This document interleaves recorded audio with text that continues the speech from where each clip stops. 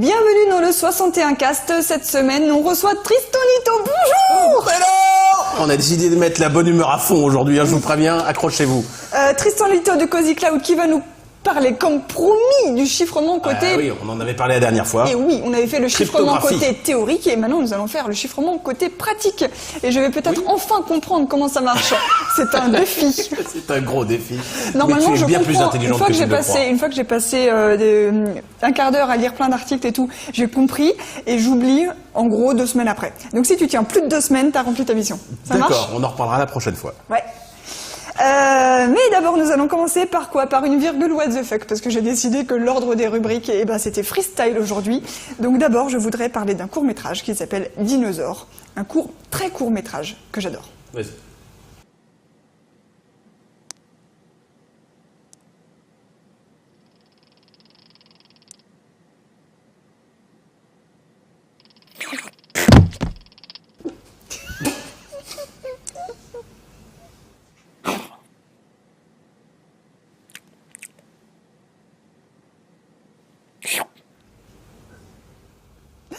Voilà. C'est énorme. C'est génial, non? Franchement, pourquoi faire des courts-métrages de 10 minutes quand tu peux faire ça, quoi? Ouais, c'est vrai. C'est un film de... Mais c'est bien what the fuck en même temps. Ah ouais. Un pile poil. C'est un film de Nin Cheng, étudiant ou étudiante, je ne sais pas, dans une école d'art californienne. Et donc, quartier libre.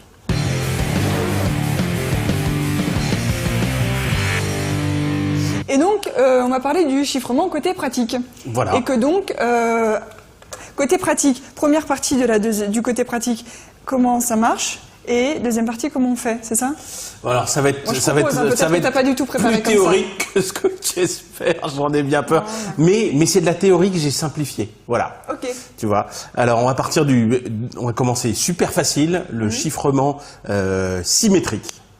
Alors, le chiffrement symétrique, c'est quand tu as un message ou un contenu, un fichier, un document. Par exemple, là, je choisis le document qui contient les mots « Je soutiens la quadrature ». Il y a un message subliminal. Et donc ça, évidemment, il est en clair au départ. Et je veux le protéger des yeux indiscrets. Et donc, à ce moment-là, je vais utiliser 2 choses. Je vais utiliser un algorithme de chiffrement. C'est un algorithme, c'est une méthode mathématique qui est implémentée dans un logiciel. Et je vais utiliser une clé. Alors cette clé, évidemment, je l'ai représentée sous forme de clé. Vous remarquerez, j'ai des gros skills quand même en termes de graphisme. Et cette clé, évidemment, c'est un symbole, mais c'est juste une suite de chiffres. Et on met la clé dans l'algorithme, ça prend le message d'entrée et ça le transforme en quelque chose d'illisible. Qui est donc arrivé de l'autre côté, c'est ce que j'ai mis sur la droite, donc un texte illisible. Message lisible, message illisible, voilà. Et entre les deux, une clé. Et voilà, pourquoi tu dis qu'elle est secrète, la clé? Alors évidemment, ça veut dire que dès que je commence à partager cette clé, quiconque a cette clé peut lire, peut déchiffrer le texte illisible. D'ailleurs, c'est la partie qui sert à exactement. Chiffrer et déchiffrer. C'est pour ça qu'on dit que c'est symétrique, c'est que la même clé qui permet de chiffrer, elle permet aussi de déchiffrer. C'est pour ça qu'elle est secrète. Et évidemment, il faut la garder secrète parce que quiconque là est capable de lire en clair. Il faut avoir l'algorithme et il faut avoir la clé, il faut les deux. L'algorithme, il est hyper connu. La plupart des algorithmes, c'est des logiciels libres et de l'open source pour que chacun puisse vérifier que ça fait bien ce que ça dit que ça fait. Donc, ils sont très faciles à trouver. Par contre, ce qui est secret, c'est la clé et c'est elle qui fait toute la différence. Ça va, c'est clair? T'as capté? T'as des questions? Oui. Vas-y. Non, mais si c'est toujours sur le côté après, comment on fait plus pratique. Donc, par exemple, quand on utilise des trucs qui permettent de chiffrer ses emails comme PGP, c'est ça qu'ils font. Voilà. C'est l'autre méthode que tu veux dire après. Alors, en fait, PGP, c'est plutôt l'autre méthode. Mais ça, typiquement, c'est utile, ce chiffrement et déchiffrement symétrique, pour chiffrer un disque dur. Un disque dur, tu as des logiciels qui font ça. Il faut que tu mémorises la clé, que tu vas choisir une clé qui est suffisamment longue, tu la mémorises quelque part et donc ça, typiquement ça va être un mot de passe quoi. Et là ça va chiffrer tout ton disque dur et ça va le déchiffrer à la volée. Ce qui fait que le jour où tu te fais piquer ton ordinateur, Celui qui n'a pas le mot de passe pour démarrer, qui sert de clé pour déchiffrer, eh ben, il peut pas lire le contenu. Tu as perdu l'ordinateur, mais au moins, les données, elles ne seront pas lisibles par quelqu'un, sauf si, bêtement, tu as mis un post-it sur ton laptop. Avec le mot de passe dessus. Voilà, avec exactement. Comme font les journalistes de certaines rédactions où après on vient les filmer à la télé pendant les JT et puis il y a le mot de passe qui est scotché sur l'écran. Ça, j'adore. Donc ça, c'est que ça arrive à No Life, hein, donc faut pas se moquer trop fort. Hein. À un moment, le mot de passe du Wi-Fi était affiché dans une vidéo. Souviens-toi. Donc ça, c'est le truc symétrique, c'est plutôt pour crypter, enfin chiffrer les fichiers. Oui, voilà, c'est ça.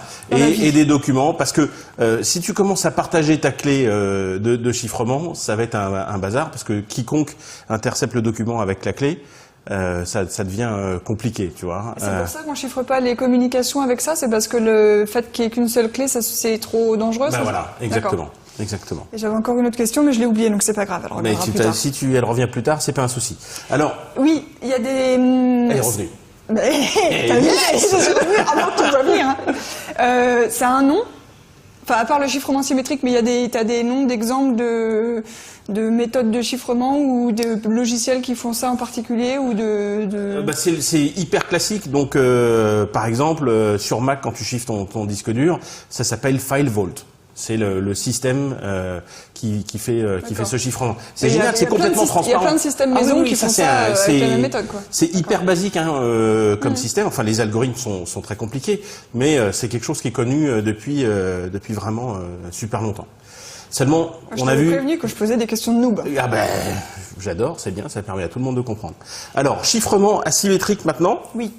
Alors là, c'est un tout petit peu plus compliqué parce que on n'a plus une seule clé, on a deux clés. Ouh. Une clé et c'est les deux clés se complètent, c'est-à-dire qu'elles fonctionnent par paire, ensemble. C'est très facile de créer.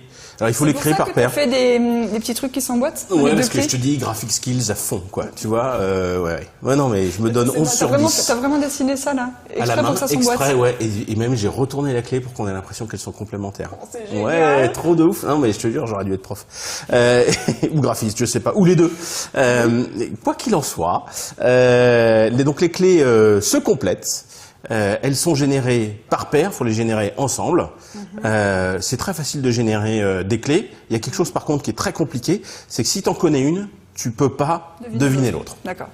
Donc il faut les générer ensemble et les garder séparés. Alors par convention, il y en a une qu'on dit qui est privée et l'autre qui est publique. On va voir pourquoi par la suite. En fait, on pourrait choisir laquelle est privée, enfin on pourrait interchanger les deux si on voulait. Elles sont aussi fortes l'une que l'autre, mais une est privée et l'autre est publique. Alors, le chiffrement, il se fait de la même façon qu'avant. On a toujours un texte en clair, on a toujours un algorithme de chiffrement, on a toujours une clé qu'on va choisir, et elle va donner un texte, ou un document qui est illisible. Du document en clair donne un document qui est illisible. Avec la clé qui est privée ou la clé qui est publique? Peu importe. En fait, peu importe. Comment ça, peu importe? Eh ben, ce qui est vachement intéressant, c'est que je chiffre avec une clé. Et le principe, mais là, qui tue le truc, écoutez bien, ce qui compte, c'est que je ne peux le déchiffrer qu'avec l'autre clé. Ouais. Donc c'est plus symétrique. Donc si je chiffre avec ma clé privée, je ne pourrais déchiffrer qu'avec ma clé publique. Et vice versa. Si je chiffre avec ma clé publique, le seul ayant la clé privée sera capable de déchiffrer le contenu. C'est juste ça, la grosse différence. Ce qui fait qu'on dit que l'une est privée et l'autre est publique, c'est toi qui décides. C'est une convention. Je décide que j'en ai deux. Celle que tu fais circuler, c'est la publique, c'est ça? Voilà. Oui. Elle est publique et donc je peux la publier où je veux. Et celle-ci, elle est privée et je la cache précieusement. Et donc, mieux, je vais même la chiffrer avec un chiffrement symétrique. Je vais mettre un password dessus. Une clé de chiffrement? Bah ouais. C'est un document, une clé finalement, oui. Bah oui. Tu vois, donc et ce qui fait que si quelqu'un tombe sur ma clé privée, il ne pourra pas la lire parce que je l'aurai planqué avec un système de chiffrement symétrique. Donc le premier de tout à l'heure. Donc du coup, je t'envoie un email que je veux chiffrer. Je le chiffre avec ma clé privée. Non, alors c'est ça qui est fort, c'est que ma clé publique, j'y viens. Elle est super bonne ta question. Je prends ma clé publique, je la mets sur un site web. Alors, un des sites web les plus connus, c'est pgp.mit.edu. Et là, ça stocke, enfin, il y a des millions de gens qui stockent, peut-être des millions, je sais pas, de gens qui stockent. C'est chez le Massachusetts Institute of Technology qu'on met Parce que c'est des gens cool, c'est des libristes, c'est des mecs qui savent que la crypto c'est super important, et ils ont décidé de financer un serveur sécurisé qui contient les clés publiques de tout le monde, ou de tous ceux qui veulent soumettre des clés. Donc, il y a des fortes chances que, enfin, tu vas chercher là, et il y a de fortes chances que tu trouves des clés ici. Il y a des services commerciaux plus modernes, comme Keybase.io. Aussi, tu peux publier. Et en plus, Keybase est intéressant parce que ils tiennent compte des réseaux sociaux. Ils te permettent de t'assurer que, par exemple, le compte @Nito sur Twitter, c'est bien le même Nito que celui qui a telle clé, que le même qui a ce compte GitHub. Enfin, tu vois, donc ça fait des liens. C'est plus moderne et plus évolué que le serveur PGP du MIT. Donc, peu importe. Beaucoup de MIT, mais ils sont encore un peu. Un peu old school. Ils n'ont pas les moyens d'une start-up comme Keybase qui a décidé de mettre des moyens dessus. Et donc, tu publies ta clé publique. Ouais. Et si tu veux m'envoyer un message, toi tu veux m'envoyer un message, tu es Alice et moi je suis Bob. Par convention, c'est toujours Alice qui envoie des messages à Bob dans la mythologie cryptographique. Parce que A et B. Parce que A et B. Et il y a et si Eve, qui essaye de déchiffrer. Eve, cette salope, c'est celle qui attaque, c'est l'ennemi. Eux comme ennemi. Voilà. C'est génial. Donc, je sais pas, c'est peut-être Eve qui est jalouse d'Alice ou quoi. Enfin bref, Eve, elle veut écouter les conversations entre Alice et Bob. Donc Alice envoie à Bob un message qu'elle veut chiffrer, ou en l'occurrence toi. Tu prends ma clé publique que tu vas trouver sur Keybase ou au MIT. Tu la chiffres, tu chiffres ce message avec ma clé publique. Et ça veut dire que seul moi, détenteur de la clé privée, je suis capable. Oui, c'est génial. C'est ça que j'avais jamais compris, en fait, depuis le début, ou que je crois que j'avais oublié à chaque fois. C'est que l'idée que je retenais, c'était que si toi t'envoies un mail, tu chiffres avec ta propre clé. Mais pas du tout. Mais non. Tu chiffres avec la clé déjà de la personne à qui tu veux l'envoyer. Exact. Parce que c'est comme la ça clé qu'elle la décrypte. Publique. Oui. Voilà. C'est cette asymétrie qui est fondamentale dans le système de PGP et de plein de trucs de crypto. Donc tous tes mails ne sont pas cryptés pareil, ça dépend vraiment de la personne à qui tu l'envoies dès le début. Voilà. Enfin, avec la même méthode, mais c'est le même, probablement le même algorithme. La même clé, ouais. Exactement. Tu le chiffres avec la clé publique du destinataire. Putain, si j'ai compris, c'est trop bien. Yes! Attends, dans 15 jours, il y a une interro, je te préviens. Et donc, c'est génial parce que ça va permettre de chiffrer la messagerie, typiquement. Et autre chose que je voulais demander, concrètement, une clé, ça ressemble à quoi? C'est une série c'est un document. C'est un document d'une taille qui est variable, c'est une suite d'octets. Un document auquel format, par exemple? Enfin, sur mon c'est ordinateur, binaire, ça ressemble à quoi? C'est binaire, ça fait, ça peut faire, je sais pas, 4096 octets, quoi. Voilà, ou bits, pardon. Oui, mais quand tu vas la chercher sur le serveur du MIT, par exemple, pour écrire un mail à quelqu'un, comment tu récupères quoi? Tu récupères un fichier ou une suite de trucs à copier-coller? Ouais, c'est une suite de... Alors, généralement, on la représente sous forme hexadécimale. Ouais. Voilà, c'est tout. Alors, comme les clés peuvent être vachement longues, en fait, alors là, j'ai introduit un truc dont j'avais pas prévu, mais on peut utiliser une fonction de hachage où on fait une empreinte de la clé. C'est-à-dire, au lieu de... pour s'assurer que tu transmets bien la bonne clé, parce que parfois c'est très long et c'est pénible de dire est-ce que cette clé correspond à telle autre clé. Si enfin, tu vois, tu imagines 4096 bits à comparer à 4096 autres bits, il n'y a rien de plus facile que de se tromper. Donc on fait une empreinte qui est en fait une petite suite de caractères qui dit, qui donne la forme générale. C'est le même système que les clés à la fin des codes de sécu et des numéros de compte bancaire aussi. C'est un peu le système du RIB. À la fin du RIB, tu as une clé. Ouais, tout à fait. C'est un peu le même principe. Numéro de sécurité sociale aussi, tu as deux chiffres qui permettent de vérifier. Exactement. C'est ce qu'on appelle une clé de hachage, en fait. Bref. Donc c'est génial parce que ça va te permettre de m'envoyer des mails qui sont chiffrés. Mais il n'y a pas que ça. Ça va permettre aussi, par exemple, d'authentifier un correspondant. Si une partie de ce mail, tu le signes, tu prends un truc que tu chiffres avec ta clé privé et que tu me l'envoies en pièce jointe, je pourrais le déchiffrer avec ta clé publique. Et je sais que c'est toi qui me l'auras bien envoyé puisque ça a été chiffré avec la clé privée, donc tu es la seule détentrice. Donc, au-delà du chiffrement, ça permet aussi de faire une authentification.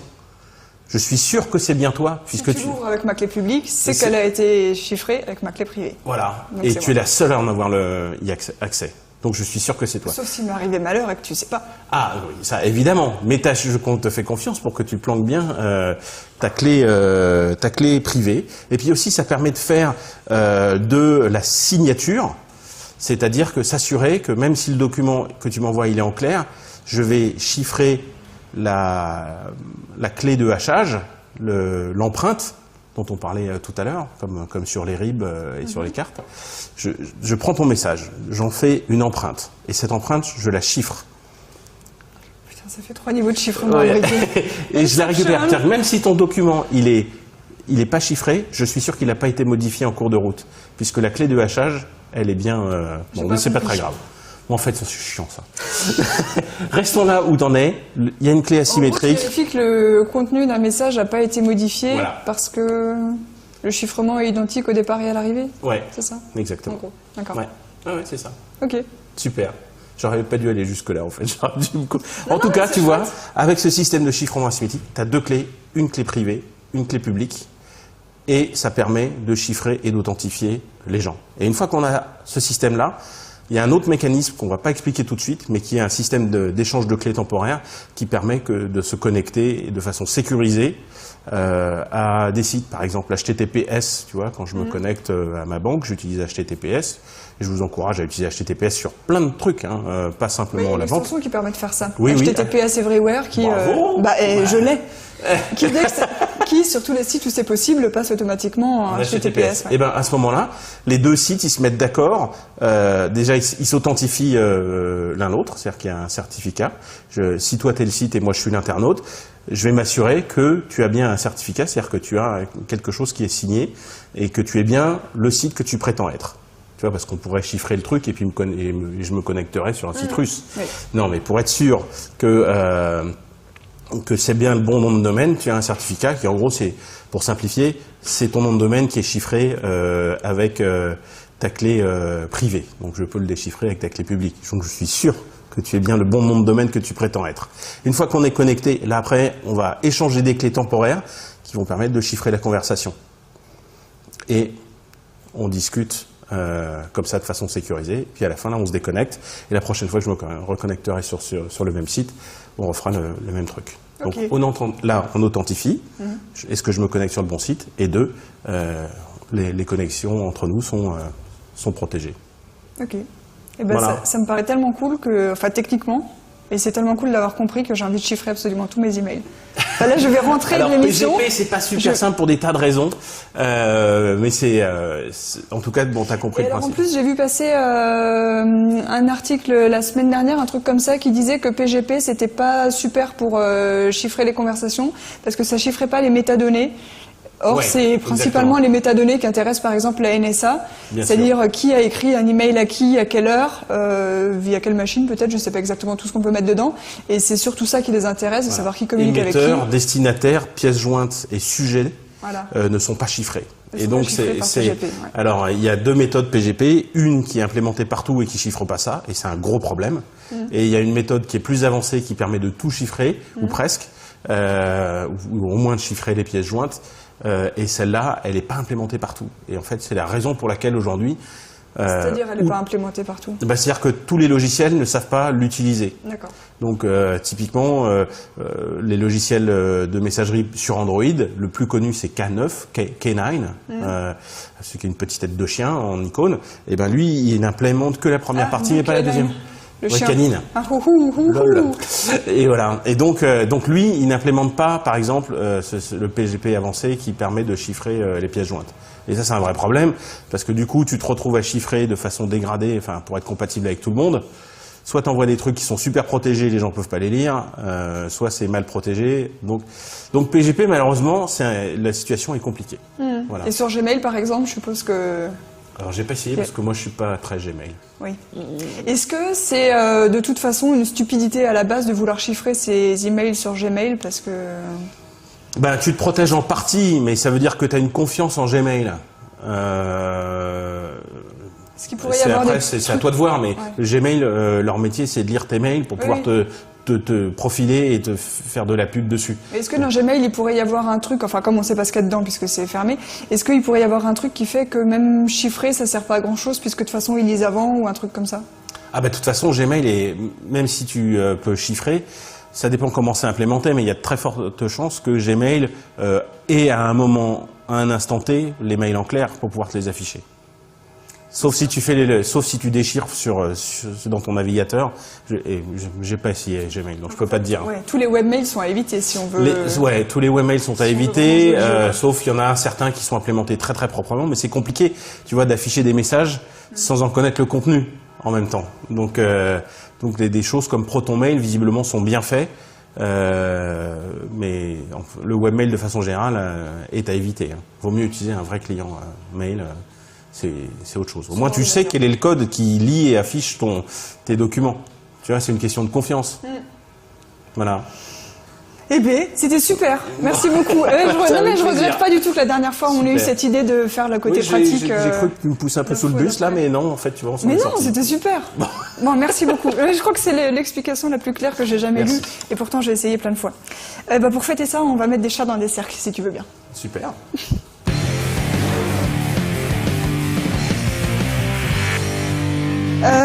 Ouais, la semaine dernière, on a des chats qui ont peur des concombres. Je sais pas si tu avais vu passer ça, il y a des vidéos. Oui, et là tu vas nous le refaire là? Non, mais pas du tout. Ah bon? C'est parce que c'est sur les comportements bizarres des chats. Ah oui, d'accord. Mais ça va, je peux partir aussi, hein, c'est chiant. J'adore les chats. Et il y avait un autre truc qui avait circulé, c'était il y a un an tout pile, hein, c'était en octobre 2014, qui est les chats dans les cercles. Alors a priori, tout a commencé sur Imgur, comme j'aime bien dire, mais il paraît qu'on dit Imager, où un certain Sneaky Chino a mis une série de photos le 19 octobre 2014 et ça s'appelait Cat Just Love Circles. Et il n'y avait aucun commentaire, il y avait juste ces photos que je vous ai fait en version diaporama.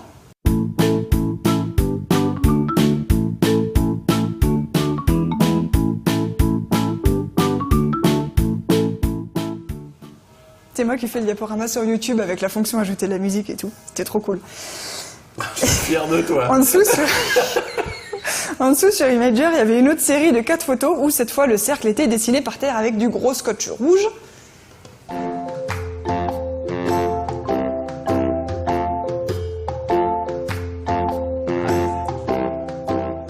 Ce qui suggère, ce qui voudrait nous faire croire que si on dessine un cercle par terre, le chat ne peut pas s'empêcher d'aller se poser dedans, quelle que soit la façon dont on dessine le cercle. Si tu mets du scotch, ça marche, il paraît que si tu fais avec des stylos, ça marche, avec un câble, avec du ruban, tout ce pourvu que ça fasse un truc à peu près rond, le chat peut pas s'empêcher d'aller dedans. Tu sais que c'est pas un cercle, c'est un hexagone. Ah non, mais attends, le chat est nul en géométrie. Mais il s'en fout que ce soit un cercle. Bon. Tu écouteras bien la partie psychologique après. Allons-y. Ce qui est important, c'est pas que ça soit un cercle. Comme la semaine dernière, ce qui est important, c'est pas que ça soit un concombre. D'accord. C'est que ça soit inconnu et nouveau. Et là, c'est inconnu et nouveau. Mais ça n'a pas le même effet que le concombre. Parce qu'au lieu de lui faire peur, ça l'intrigue. Et donc, il va voir pour voir s'il se passe quelque chose. Mais c'est pas des portails de téléportation. Moi, en tout cas, j'ai essayé avec des rubans de tissu et ça a marché. Vous voyez la photo de mon chat qui s'affiche, qui allait dans les rubans de tissu. J'avais des collègues aussi qui avaient essayé et ça avait marché. Là, vous voyez la photo de mes collègues qui avaient essayé. Et là, vous voyez la photo d'une amie qui avait testé aussi. Et ça n'avait pas du tout marché. Non. Alors, non, pas du tout. Vache. Et alors, je lui ai demandé des explications. Je lui ai demandé si son chat était bête au point de ne pas comprendre le concept du cercle. Elle m'a dit non, c'est parce que Mimi Chat est un chat punk et anticonformiste qui affirme sa personnalité sans céder aux diktats de la mode. Soit. Alors, c'est pas le sublime Mimi Chat plutôt là? Il me semblait que c'était son vrai nom, c'était le sublime Mimi Chat. Punaise, t'as suivi la conversation sur Twitter, t'es horrible. Non, mais moi je me renseigne sur les collègues de travail, quoi. Écoute, moi, mon métier fait que j'essaye de rester objective, d'accord? Non, mais si c'est son vrai nom. C'est pas son vrai nom, parce que la fois d'avant, c'était pas du tout comme ça qu'elle l'avait dit. Je crois qu'elle l'a inventé hier. T'as raison. En fait, il faut croiser l'information. Ça, c'est important quand on est journaliste. Alors que moi, je suis un noob. On peut passer à l'analyse scientifique du cercle? Ouais. Oui. Ok, merci. Il y a un YouTuber qui s'appelle Stinky the Cat 19 qui lui a essayé et ça marche.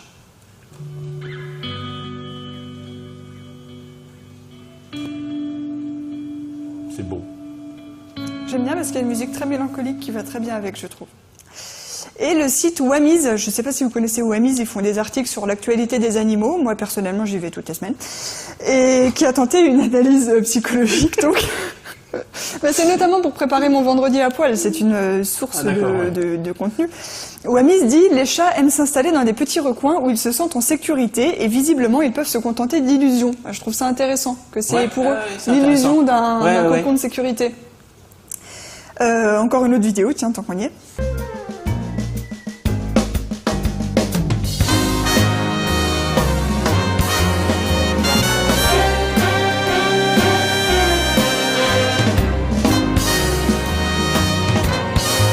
Mais moi j'ajouterais donc que le chat s'intéresse surtout en fait à tout ce qu'on fabrique d'inhabituel. Je pense que si je m'assieds par terre et que je commence à feuilleter un magazine par terre, alors que d'habitude je fais pas ça, il va venir et il va se poser sur le magazine que je suis en train de lire. En même temps, ils ont aussi une propension à venir s'asseoir sur la feuille que tu utilises en ce moment.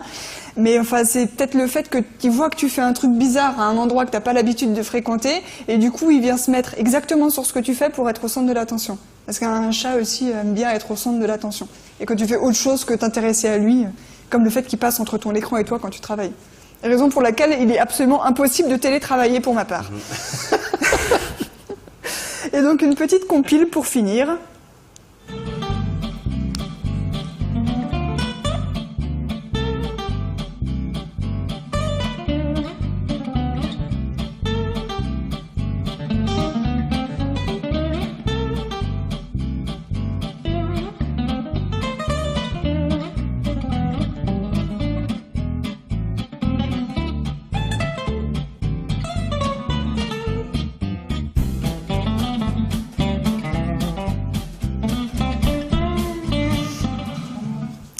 Voilà, et n'oubliez pas que, aussi menaçant que votre cercle puisse paraître, un chat trouvera toujours le moyen de s'en échapper.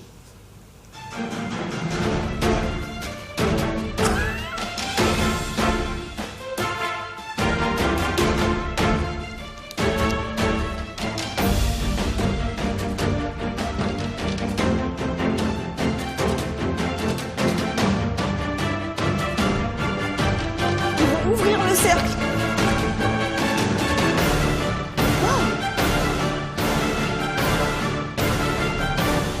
Et il a pu sortir.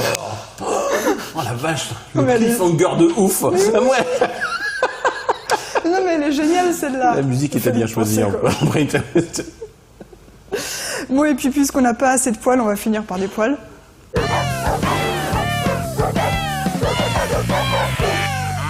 Voilà, alors je sais pas pourquoi dans la vie on dit que les pies sont des voleuses alors que moi j'ai jamais vu de pie aller chercher une émeraude ou un rubis dans le jardin des gens. Par contre j'ai déjà vu des chats aller chercher des tigres dans le jardin des gens. Toi aussi? Des quoi? Des tigres. Ah bon, non? Tu l'as pas vu celle-là? Non. Un tigre.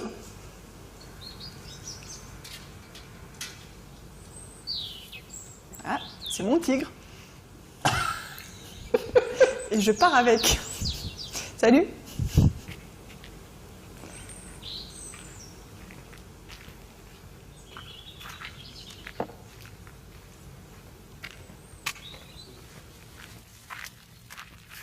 Et n'empêche que ça prouve bien que les caméras de surveillance, ça sert pas à dissuader des voleurs. En tout cas, sur les chats, ça marche pas du tout. C'était une vidéo de Borut Birsa qui s'appelle My cat went to the neighbors to borrow a tiger plush toy. Merci beaucoup, Tristan Lito. C'est un plaisir. À bientôt pour un contrôle de connaissances. D'accord. Et tu sais, j'ai remarqué ta petite manip là. Tu nous as fait un potager du web avec des poils et après des poils. Et ça... J'ai essayé d'entourlouper les gens. Ouais, ça c'est malhonnête ça. En même temps c'est bien parce que ça nous fait une grosse dose. Mais je trouve qu'on en a besoin en ce moment. Ouais, de beaucoup d'animaux. Non, c'est bien. Ouais. Mais je crois que t'aurais été mieux de le dire tout de suite, tu vois. Je vais crypter mes... On chiffrait, on dit chiffrer malheureuse. Je vais chiffrer mes sommaires de 56 cases la prochaine fois pour que tu puisses pas faire de remarques. D'accord. Et ben salut, à la semaine prochaine. Ciao.